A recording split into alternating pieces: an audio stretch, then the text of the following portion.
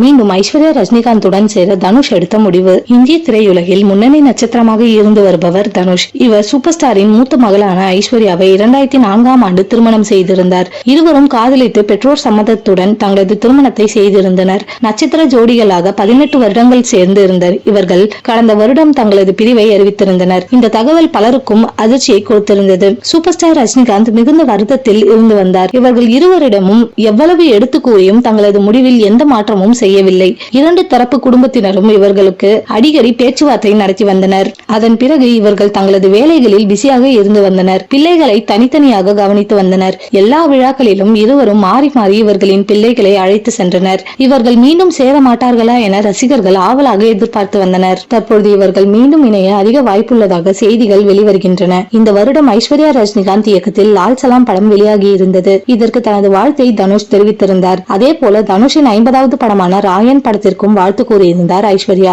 சமீபத்தில் ஐஸ்வர்யா வெளியிடும் அனைத்து புகைப்படங்களுக்கும் தனுஷ் தனது லைக்குகளை கொடுத்து வருகிறார். இதனால் இவர்கள் இருவரும் மீண்டும் மனம் மாறி சேர அதிக வாய்ப்பு இருப்பதாக கூறப்படுகிறது. மேலும் தனுஷின் சூப்பர் ஸ்டார் ரஜினிகாந்திடம் தனது மன்னிப்பையும் கேட்டுள்ளதாக கூறி வருகின்றனர். சூப்பர் ஸ்டார் ரஜினி தனுஷிற்கு எப்பொழுதுமே இருந்த மரியாதையும் அன்பும் இருக்கும். சூப்பர் ஸ்டாரின் படங்களுக்கு முதல் வாழ்த்து தனுஷ் தெரிவித்து விடுவார். தற்போது மீண்டும் சேர்வதற்கு சூப்பர் ஸ்டாரிடம் பேசியுள்ளதாக சொல்லப்படுகிறது. இந்த தகவல் அதிகாரப்பூர்வமாக வெளியானால் ரசிகர்களுக்கு செம்ம கொண்டாட்டம் தான்.